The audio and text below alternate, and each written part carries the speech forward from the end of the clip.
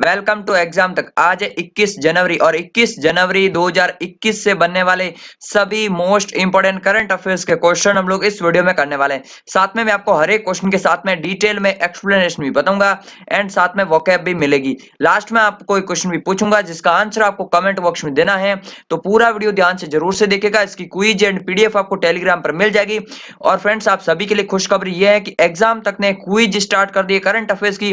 रोजाना सुबह 9 बजे जो है करंट अफेयर्स की क्विज होगी टेलीग्राम चैनल पर, और शाम को 9 बजे जीके की क्विज होगी। तो दोनों क्विज को आप लोग अटेम्प्ट जरूर से कीजिए। और हर संडे को करंट अफेयर्स की स्पेशल क्विज होगी जिसमें आपको टॉप रैंक भी पता चलेगी आपकी। तो इसीलिए आप लोग डेली करंट अफेयर्स का वीडियो देखिए, उसके बाद 5 क्वेश्चन की जो करंट अफेयर्स की क्विज होती है वो इस तरह से लगाइए, क्योंकि मैं करंट अफेयर्स की क्विज में काफी अच्छे लेवल के क्वेश्चन पूछूंगा जो एग्जाम में आएंगे। चलिए तो स्टार्ट करते हैं आज का वीडियो। थोड़ा सा टाइम आपको ज्यादा ले लिया क्विज के चक्कर में। पहला क्वेश्चन कौन सा है? हाल ही में श्रीपद येसो नाइक के स्थान पर किसे आयुष मंत्रालय का अतिरिक्त प्रभार मिला है? तो भाई श्रीपद येसो नाइक ये जो है कौन थे? आयुष मंत्री थे। आयुष मंत्री है, इनका अभी एक्सीडेंट हो गया तो स्वास्थ्य हालत इनकी ठीक नहीं है, तो इसीलिए अभी आयुष मंत्रालय का अतिरिक्त प्रभार किसे सौंपा है? ये सौंपा है किरण रिजिजू। किरण रिजिजू कौन है? खेल और युवा मामलों के राज्य मंत्री है किरण रिजिजू वर्तमान में, और इनको आयुष मंत्रालय का भी अतिरिक्त प्रभार मिला है। तो आपको इंपोर्टेंट याद रखना है इनका नाम, ठीक है ना। अभी श्रीपद येसो नाइक जो है उनकी स्वास्थ्य हालत ठीक नहीं है। अगर बात करें किरण रिजिजू की, तो ये जो है अभी कौन है? खेल मंत्री है और युवा मामलों के मंत्री है, अरुणाचल प्रदेश राज्य से आते हैं। प्रकाश जावड़ेकर बात की पर्यावरण मंत्री है, एंड विजेंद्र सिंह नाम से कोई मंत्री नहीं है। स्मृति ईरानी टेक्सटाइल मिनिस्ट्री है, ठीक है ना। चलिए नेक्स्ट अगर बात किया सेकंड क्वेश्चन, ये क्वेश्चन काफी ज्यादा इंपॉर्टेंट है। हाल ही में भारत ने किस देश से 21 मिग 29 और 12 सुकोई 30 MKI लड़ाकू विमान खरीदने की आधिकारिक पुष्टि की है? तो अभी इंडिया खरीदने जा रहा है 21 मिग 29। भारत के पास ऑलरेडी मिग 29 का काफी बड़ा बेड़ा है और सुकोई 30 MKI भी ऑलरेडी है, लेकिन अभी 21 मिग 29 और 12 सुकोई 30 MKI और खरीदने जा रही है भारत सरकार। किस देश से खरीदेगी? तो वो खरीदेगी रशिया से। ये रशिया से ही खरीदे हुए पहले भी हथियार मिग और सुखोई दोनों, तो ये जो है अभी रशिया से खरीदेगी भारत सरकार। इंपोर्टेंट याद रखना। अगर बात की जाए फ्रांस की, तो फ्रांस से खरीदे हैं राफेल, और फ्रांस जो है राफेल 36 खरीदे हैं। और रूस से अगर बात किया, रशिया से मिग 29 और सुकोई 30 खरीदे हैं। अगर बात किया इंडियन एयरफोर्स की, आरकेएस भदौरिया इंडियन एयरफोर्स के प्रेजेंट टाइम में चीफ है। 8 अक्टूबर को एयरफोर्स डे मनाया जाता है हर वर्ष, आपको इंपोर्टेंट याद रखना है। इंडियन एयरफोर्स में कितनी कमान है?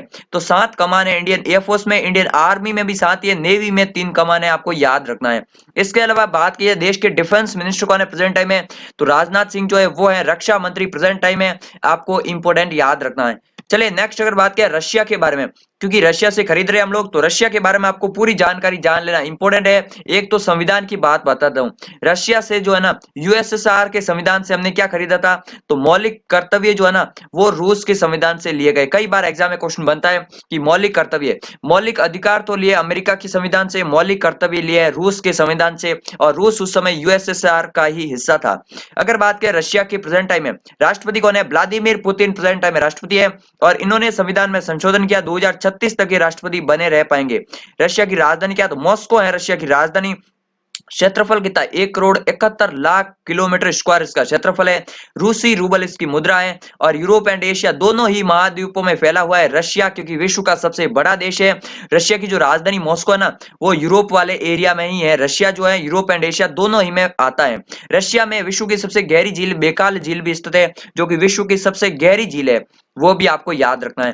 फ्रेंड्स, एग्जाम तक के फेसबुक पेज को आप लोग जरूर से फॉलो करना। अगर आप लोग भी फेसबुक यूज करते हैं तो सर्च करना एग्जाम तक, या फिर लिंक नीचे डिस्क्रिप्शन में दिया है, ऑफिशियल पेज आपको मिल जाएगा, उसको फॉलो जरूर से कर लेना। और अपने दोस्तों के साथ इस वीडियो को शेयर तो जरूर से करना। मुझे पता है आप लोग डेली देखते हैं, शेयर भी करते हैं, तो आप लोग अपने सभी स्टडी ग्रुप में शेयर जरूर से करना। नेक्स्ट थर्ड क्वेश्चन कौन सा? हाल ही में सोमनाथ मंदिर ट्रस्ट के अध्यक्ष कौन बने? सोमनाथ मंदिर ट्रस्ट बहुत ही ज्यादा इंपॉर्टेंट है। सोमनाथ मंदिर पर जो है ना एक बात और है, सोमनाथ मंदिर पर जो आक्रमण है ना वो बहुत ही ज्यादा फेमस है। 1025 ईस्वी में हुआ था मोहम्मद गजनवी के द्वारा, ठीक है ना। तो 1025 ईस्वी आपको याद रखना, उस समय सोमनाथ मंदिर पर अटैक हुआ था। और अभी प्रेजेंट टाइम में सोमनाथ मंदिर ट्रस्ट के अध्यक्ष कौन है? तो अभी बने हैं नरेंद्र मोदी। केशुभाई पटेल अध्यक्ष थे, अक्टूबर में इनका निधन हो गया, डेथ हो गई थी। उसके बाद अभी जो है नरेंद्र मोदी को बनाया गया है सोमनाथ मंदिर ट्रस्ट का नया अध्यक्ष। आपको बहुत ज्यादा इंपॉर्टेंट याद रखना है। दूसरे ऐसे प्रधानमंत्री हैं जो कि सोमनाथ ट्रस्ट के अध्यक्ष बने। पहले कौन से थे? मोरारजी देसाई जब प्राइम मिनिस्टर थे उस समय, वो भी सोमनाथ मंदिर ट्रस्ट के अध्यक्ष थे। महंत नृत्य गोपाल दास, ये कौन है? तो ये राम जन्मभूमि न्यास जो है ना, राम मंदिर का जो है ना, उस ट्रस्ट के ये अध्यक्ष है महंत नृत्य गोपाल दास। और ये सोमनाथ मंदिर ट्रस्ट के अभी बने हैं नरेंद्र मोदी। आपको इंपोर्टेंट याद रखना, सोमनाथ मंदिर है कहाँ पर? तो ये जो है गुजरात राज्य में स्थित है। विजय रूपाणी सीएम है और अभी आचार्य देवव्रत गुजरात के प्रेजेंट टाइम में गवर्नर है। चलिए नेक्स्ट अगर बात करें चौथे क्वेश्चन की, हाल ही में किस देश के प्रधानमंत्री मार्क रूट ने पूरे मंत्रिमंडल सहित इस्तीफा दिया? बहुत ही ज्यादा इंपॉर्टेंट, आप लोग याद रखिए, क्योंकि अभी जो है नीदरलैंड के प्रधानमंत्री मार्क रूट ने अपने पूरे कैबिनेट सहित जो इस्तीफा दे दिया है किसी घोटाले के आरोप में। और अभी हालांकि वहां पर मार्च में वापस से इलेक्शन भी होने वाले थे, शेड्यूल पर ही थे इलेक्शन, तो अभी मार्च में वापस से इलेक्शन भी हो जाएंगे, तब तक ये काम तो करते रहेंगे, लेकिन इन्होंने अपने पूरी मंत्रिमंडल सहित इस्तीफा दे दिया है मार्क रूट ने। आपको इंपॉर्टेंट याद रखना है, लगातार 2-3 बार से जो है मार्क रूट इलेक्शन जीत रहे थे नीदरलैंड में। अगर बात करें नीदरलैंड की, तो नीदरलैंड की राजधानी क्या है? एम्स्टर्डम है नीदरलैंड की राजधानी। और मुद्रा है यहाँ की, नीदरलैंड की मुद्रा है यूरो। आपको इंपॉर्टेंट याद रखना, अधिकतर यूरोपियन कंट्रीज की मुद्रा जो है वो यूरो ही है। अगर नीदरलैंड की बात की जाए तो हेग शहर आपको याद ही होगा, हेग में जो है अंतरराष्ट्रीय कोर्ट है, और हेग जो है ये नीदरलैंड में स्थित है। आपको इंपॉर्टेंट याद रखना। चलिए नेक्स्ट अगर बात करें पांचवें क्वेश्चन की, अमेरिका के 46th प्रेसिडेंट कौन बने हैं? आपको बहुत ज्यादा इंपॉर्टेंट, सबको याद ही होगा, अमेरिका के नए राष्ट्रपति ने शपथ लिए अभी 20 तारीख को। बने तो कब के थे? नवंबर में 3 तारीख को इलेक्शन हुए थे, लेकिन अभी जो है उन्होंने शपथ लिए जोए बिडेन ने। आपको इंपॉर्टेंट याद रखना है, इनका कार्यकाल कितना होगा? तो 4 वर्ष तक का इनका कार्यकाल होगा। अमेरिका में 4 वर्ष ही होता है, कोई भी व्यक्ति जो है मैक्सिमम 2 बार ही अमेरिका का राष्ट्रपति बन सकता है। जोए बिडेन की पार्टी कौन सी है? डेमोक्रेटिक पार्टी है इनकी, इंपॉर्टेंट याद रखना है। एंड इसके अलावा अगर बात की जाए तो ये 46th प्रेसिडेंट है। 45th है डोनाल्ड ट्रंप, जिनका पहला जो कि एक बार बने राष्ट्रपति और पहला कार्यकाल अभी खत्म हो गया, ठीक है ना। उसके अलावा कमला हैरिस बनी है उपराष्ट्रपति, इंपॉर्टेंट याद रखना। जोए बिडेन जो है ना, जब बराक ओबामा अमेरिका के राष्ट्रपति थे तो जोए बिडेन उपराष्ट्रपति थे उस समय, और अभी बन गए ये प्रेसिडेंट अमेरिका के। ये देख सकते हैं आप लोग ट्वीट डीडी न्यूज का, यहाँ पर अमेरिका के नव निर्वाचित राष्ट्रपति जो बिडेन आज राष्ट्रपति पद की शपथ लेंगे, और भारतीय मूल की कमला हैरिस भी उपराष्ट्रपति पद की शपथ लेंगे, ये आप लोग देख सकते हैं। नेक्स्ट अगर बात करें छठे क्वेश्चन की, हाल ही में प्रसिद्ध ऑन्कोलॉजिस्ट डॉक्टर वी शांता का निधन हो गया, उन्हें किस पुरस्कार से सम्मानित किया जा चुका है? बहुत ही ज्यादा आपको इंपॉर्टेंट याद रखना है, ऑन्कोलॉजिस्ट डॉक्टर वी शांता का हाल ही में निधन हो गया है, उन्हें किस पुरस्कार से सम्मानित किया जा चुका है? पद्मश्री मिल चुका है, पद्म भूषण मिल चुका है, पद्म विभूषण मिल चुका है, और रेमन मैग्नेसे अवार्ड भी मिल चुका है। तो इतने 4 अवार्ड मिल चुके हैं इनको, इसीलिए इनका नाम बहुत ज्यादा इंपॉर्टेंट याद हो जाता है। रेमन मैग्नेसे के बारे में आपको क्या पता है? रेमन मैग्नेसे को एशिया का नोबेल पुरस्कार कहा जाता है। 2019 में एनडीटीवी के रविश कुमार को ये अवार्ड मिला था। फिलीपींस की सरकार देती है इसको, ठीक है ना, फिलीपींस के पूर्व राष्ट्रपति रेमन मैग्नेसे की याद में। तो आपको याद रखना है, इनको चारों ही अवार्ड मिल चुके हैं। डॉक्टर वी शांता ये चेन्नई में स्थित थी, और इन्होंने जो है कैंसर के सस्ते इलाज के लिए लोगों के लिए बहुत ज्यादा काम किया है, कैंसर का इलाज सस्ते से सस्ते में लोगों को उपलब्ध करवाने के लिए, इसीलिए इनको इतने सारे अवार्ड वगैरह भी मिले हैं, ठीक है ना। चलिए नेक्स्ट अगर बात करें सातवें क्वेश्चन की, हाल ही में किस राज्य के अल्लापूजा में भारत का पहला लेबर मूवमेंट म्यूजियम खोला जाएगा? तो अभी जो अल्लापूजा ये कहां पर है? ये केरला में स्थित है, और यहां पर खोला जाएगा भारत का पहला लेबर मूवमेंट म्यूजियम। ये जो है लेबर में जितने भी वर्ल्ड में मजदूरों से संबंधित जो आंदोलन हुए हैं उनके इतिहास को ये दर्शाएगा, उनके चित्रों को ये दर्शाएगा इस म्यूजियम में। तो ये आपको याद रखना, अल्पुजा में होगा लेबर मूवमेंट म्यूजियम, जिसमें विश्व और भारत में जितने भी लेबर मूवमेंट हुए हैं उनको ये दर्शाया जाएगा। अच्छा, लेबर की बात है तो इंटरनेशनल लेबर ऑर्गेनाइजेशन के बारे में आपको बता दूं। इंटरनेशनल लेबर ऑर्गेनाइजेशन जो है ना, इसका हेडक्वार्टर कहां पर है? जेनेवा स्विट्जरलैंड में इसका हेडक्वार्टर है। हर साल 1 मई को जो है इंटरनेशनल लेबर डे भी मनाया जाता है। तो ये दोनों ही पॉइंट मैंने आपको एक्स्ट्रा बता दिए जो कि आपके लिए इंपॉर्टेंट रहेंगे। चलिए नेक्स्ट अगर बात करें आठवें क्वेश्चन की, हाल ही में किस राज्य में पहले पक्षी महोत्सव कलरव का उद्घाटन किया है? तो भी कलरव क्या है? ये एक पक्षी है, मतलब पक्षी महोत्सव है राज्य का पहला, और इसका उद्घाटन अभी बिहार में हुआ है, मतलब ये शुरू हुआ है। एंड बिहार के मुख्यमंत्री जो नीतीश कुमार है, उन्होंने बिहार के जमुई जिले में जो है नागी नगटी पक्षी अभ्यारण्य, ये एक पक्षी अभ्यारण्य है, तो इसका नाम याद रखना, नागी नगटी पक्षी अभ्यारण्य कहां पर है? बिहार राज्य में स्थित है। यहाँ पर जो है कलरव पक्षी महोत्सव का उद्घाटन किया है, आपको इंपॉर्टेंट याद रखना। बिहार के सीएम कौन है? नीतीश कुमार बिहार के सीएम है। फागू चौहान जो है ना, वो है बिहार की प्रेजेंट टाइम में गवर्नर। राजधानी क्या है बिहार की? पटना जो है वो है है बिहार की राजधानी? ये पॉइंट आपको बिहार के बारे में याद रखना है। बाकी अगर मैं आपको बता देता हूं फ्रेंड्स, डेली करंट अफेयर्स का वीडियो जरूर से देखिएगा। ये आपके एग्जाम के लिए, चाहे एसएससी का दे रहे हो, एयरफोर्स, नेवी या किसी भी बैंकिंग एग्जाम को दे रहे हो, ये जो है आपको जनरल नॉलेज बढ़ाएगा, आपका स्टैटिक जीके बढ़ाएगा और साथ में अब तो हमने इंग्लिश की वोकैबुलरी भी ऐड कर दी है। चलिए नेक्स्ट और बात करें 9th क्वेश्चन की। हाल ही में महाराष्ट्र सरकार ने कहां पर स्थित गोरेवाड़ा अंतरराष्ट्रीय चिड़ियाघर का नाम बदलकर बाला साहेब ठाकरे गोरेवाड़ा अंतरराष्ट्रीय प्राणी उद्यान कर दिया? तो गोरेवाड़ा अंतरराष्ट्रीय चिड़ियाघर जो था उसका नाम बदलकर बाला साहेब ठाकरे गोरेवाड़ा अंतरराष्ट्रीय प्राणी उद्यान कर दिया है। तो बाला साहेब ठाकरे का नाम आते ही आपको राज्य तो याद आ जाएगा कि महाराष्ट्र में है, लेकिन पूछ लिया जाएगा कि महाराष्ट्र में भी कहां पर है, तो ये नागपुर में स्थित है ये अंतरराष्ट्रीय प्राणी उद्यान, यानी कि ये चिड़ियाघर, ठीक है ना। तो इसका नाम आपको इंपॉर्टेंट याद रखना, बाला साहेब ठाकरे के नाम पर कर लिया है। नागपुर क्यों फेमस है? संतरों के लिए फेमस है नागपुर।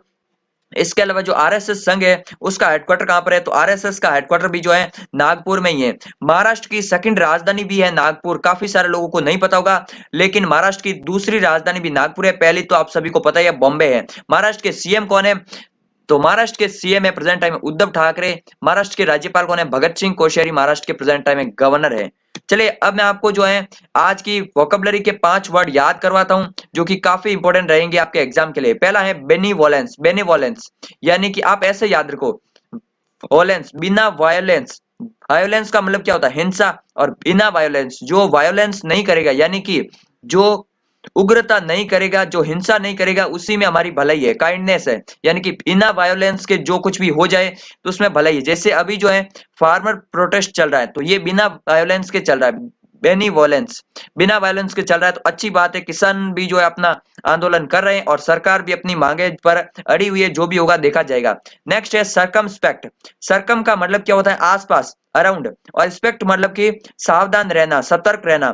तो सावधान, सरकमस्पेक्ट का मतलब है सावधान या आसपास में देखना, घूरना, ठीक है ना, मतलब कि सावधान, कुल मिलाकर ये बात है। नेक्स्ट है रेस्टिव।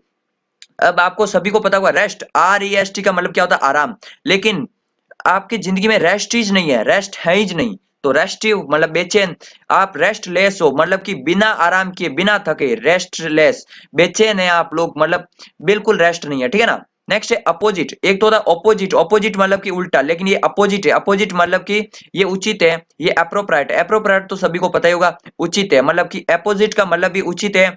आपको ऑपोजिट अलग है, ऑपोजिट का मतलब उल्टा होता है, ये अपोजिट है, ठीक है ना। नेक्स्ट कौन सा है? पांचवा है पॉलीथियस्ट। थियस्ट का मतलब तो आपको पता होगा, आस्तिक, जो कि भगवान को मानता हो। पॉलीथियस्ट, पॉली मतलब जहां पर भी पॉली आ जाए उसका मतलब होता है बहुत, एक से अधिक।